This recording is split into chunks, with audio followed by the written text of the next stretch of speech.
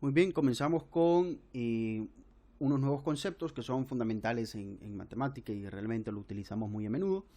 Y vamos a comenzar pues con esto, ¿no? Que son los conjuntos.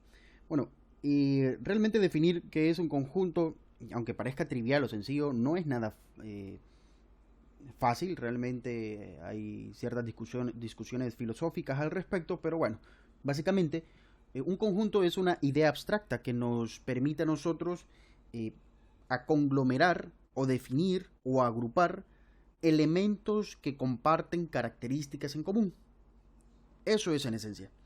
Por ejemplo, nosotros podríamos hablar del conjunto de automóviles que tienen el color rojo o el conjunto de automóviles de la marca Toyota. O podríamos hablar de el conjunto de personas que hablan español. Entonces, vemos que cada una de estas personas tienen una característica en común, que hablan español, ¿no? Y así podríamos ir creando conjuntos cada vez un poco más sofisticados. Pero, en esencia, un conjunto es una idea abstracta que nos permite a nosotros, cierto sentido, agrupar elementos que comparten ciertas características en común, y eso pues en matemáticas, matemáticas discretas y teoría de la computación es fundamental porque muchas veces necesitamos definir eso, ¿no? Por ejemplo, en computación necesitaríamos de repente definir el conjunto de estados que me definen, por ejemplo, la construcción de un autómata, por ejemplo, que realice determinada tarea, ¿sí? Por ejemplo, que me verifique si la sintaxis de un lenguaje de programación es correcta, o, por ejemplo, que me identifique si un algoritmo va a correr de manera óptima o adecuada o va a hacer lo que se supone que tenga que hacer, ¿no? Entonces, hay muchísimas utilidades. Básicamente nosotros vamos a entender o vamos a concebir los conjuntos con letras mayúsculas A, B, C, D, etcétera, ¿no? Estos van a ser nuestros conjuntos, pero podríamos utilizar otras letras si quisiéramos. Y los elementos del conjunto van a ser usualmente letras minúsculas, van a ser A minúscula, B minúscula, C minúscula, etcétera. Podríamos llegar a utilizar letras griegas, desde luego, no habría ningún problema, ¿no? Hay muchas formas de escribir un conjunto. Por ejemplo, nosotros podríamos escribirlo y definir un conjunto como, por ejemplo, el conjunto A, que vamos a decir son las X, pertenecen, por ejemplo, al M, tales que X es una persona viva. Entonces, ¿quién es M? Bueno, M es el mundo, ¿sí? Entonces, ¿quién sería A? Pues A sería el conjunto de todas las personas,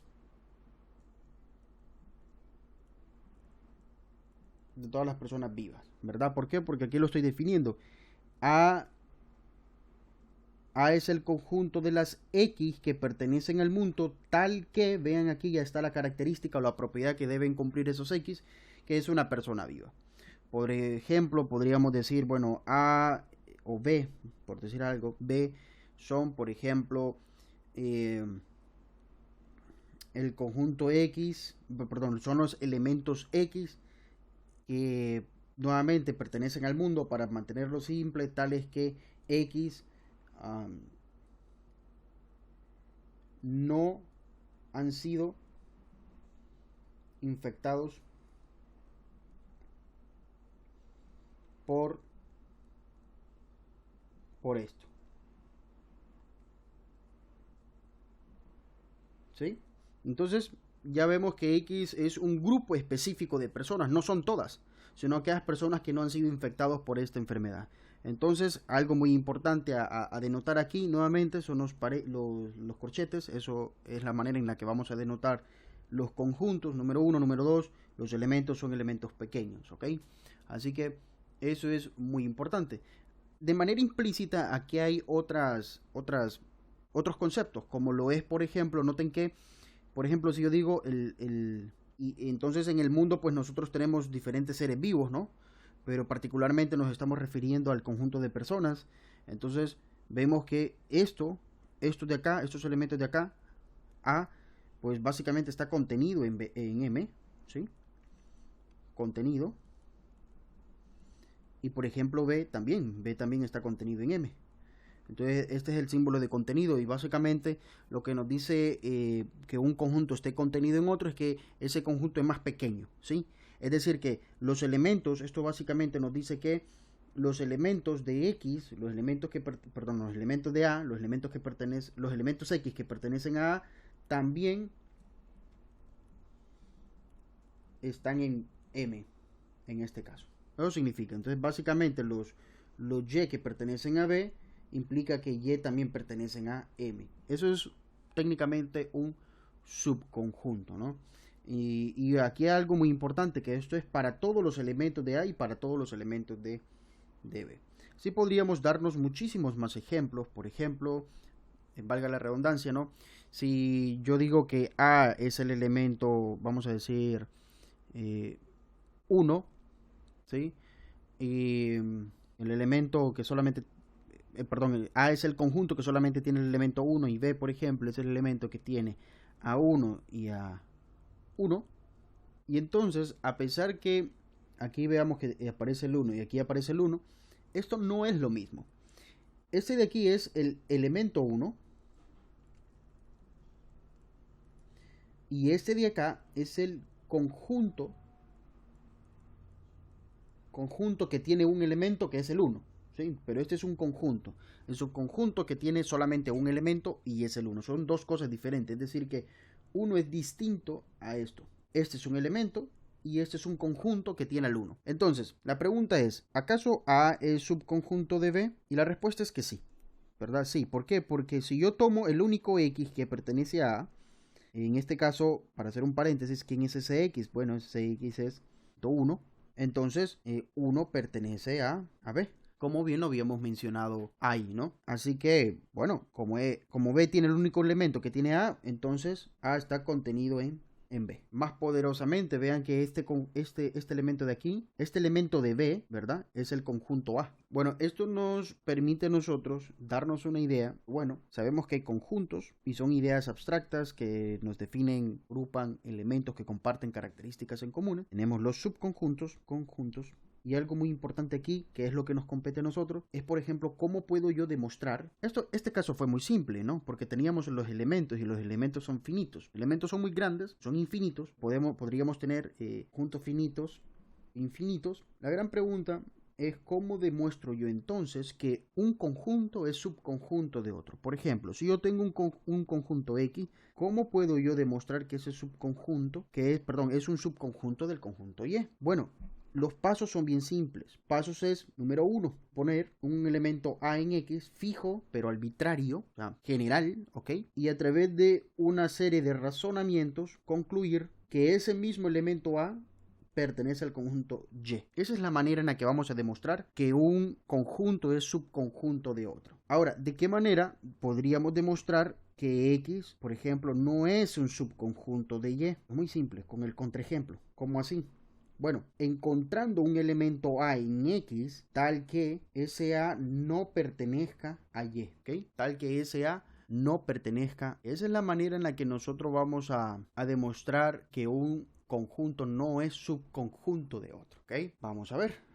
Supongamos que tenemos el conjunto X, que son todos los n pertenecientes a los enteros, tales que n es igual a, vamos a decir, 2R8 para algún reentero también. Y voy a tener el conjunto Y, que es conjunto de los m que pertenecen a los enteros siempre, tales que m es igual a 2S para algún, es decir, que son los elementos pares, ¿ok? Son los elementos. Entonces, y la gran pregunta que nosotros nos tendríamos que hacer es, ¿cómo demostramos, ejemplo, X está Y? ¿Cómo demostramos que X está contenido en Y?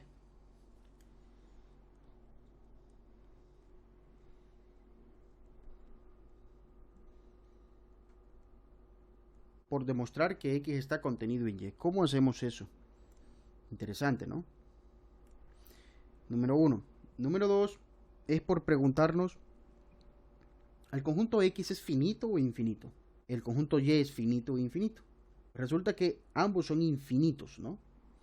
Y entonces, ir uno a uno, ir elemento a elemento del conjunto X, pues no nos va a ayudar absolutamente nada, porque nunca vamos a terminar, ¿cierto? Veamos, solamente para explorar un poco las ideas, ¿no? Vamos a explorar, por ejemplo, el conjunto X, ¿sí? ¿Quién podría estar en el conjunto X? En el conjunto X podría estar, por ejemplo, bien fácilmente, el 8, ¿cierto? ¿Por qué puede estar el 8? Ah, bueno, porque resulta que el 8 yo lo puedo descomponer como 2 por R, para algún R, ¿no? Entonces en este caso yo lo puedo descomponer como 2 por 0 es 8. Es decir, que ese R que me estoy dando es 0. Podría estar el propio 10, por ejemplo. ¿Por qué? Porque el 10 yo lo puedo descomponer como 2 por 1 más 8, precisamente. O sea, el R que me estoy encontrando aquí es 1. ¿Quién más podría estar? Luego, podría estar el 4, ¿no? ¿Por qué? Porque bueno, 4 es igual a 2 por negativo 1. Es decir, el R ahora que me estoy dando es negativo 1 más 8. Ah, perdón, no, negativo 1 no, es negativo 2, ¿no? Negativo 2. Y así sucesivamente. Ya podemos ver que X me puedo dar muchísimos elementos, me los puedo dar infinitos. Y podríamos decir, bueno, pues yo observo que este de acá, pues también está en Y. Que el 8 también está en Y. Porque 8 es igual a 2 por 0. Perdón, 2 por 4, ¿no? Por 4, 4, ¿cierto?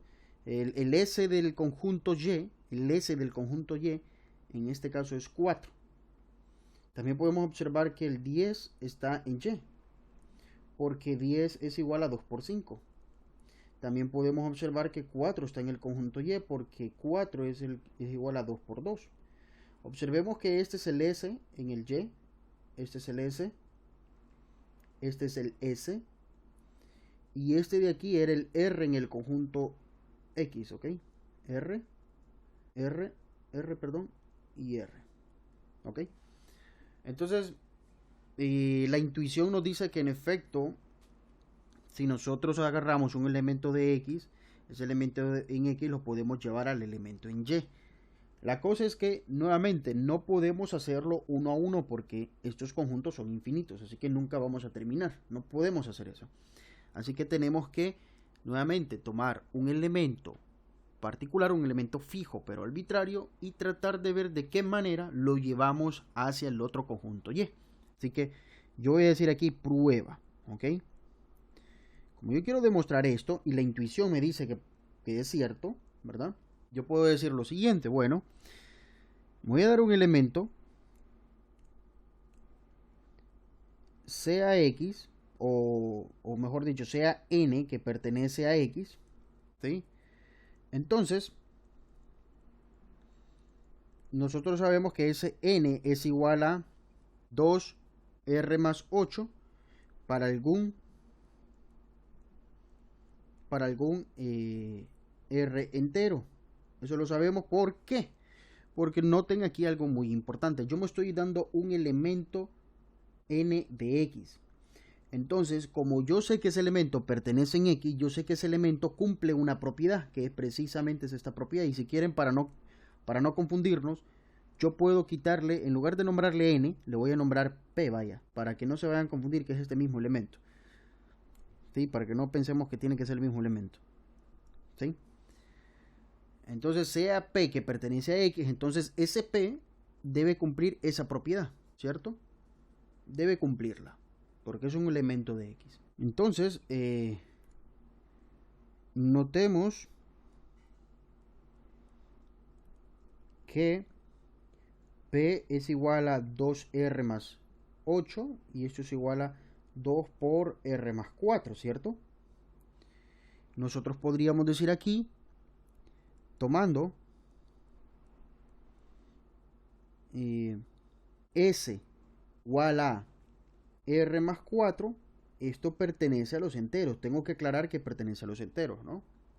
Entonces miren que SP, entonces SP, nosotros lo podríamos escribir como 2 por, en lugar de R más 4, lo podemos escribir como 2 por S. Pero si notamos, este 2 por S es la propiedad que debe cumplir los elementos en Y. Entonces parece ser que SP De hecho, ese P cumple la propiedad de Y. Luego, P pertenece a Y. Miren, hemos construido nosotros, o mejor dicho, nos hemos dado un elemento en X, ¿ok? Hemos destacado la forma que tiene ese elemento en X y hemos transformado ese elemento, ¿ok? Hemos transformado ese elemento a la forma de los elementos que deben tener, valga la redundancia, los elementos en Y. Luego se concluye entonces que ese elemento debe pertenecer a Y también. ¿Sí? Entonces, por lo tanto, X está contenido en Y.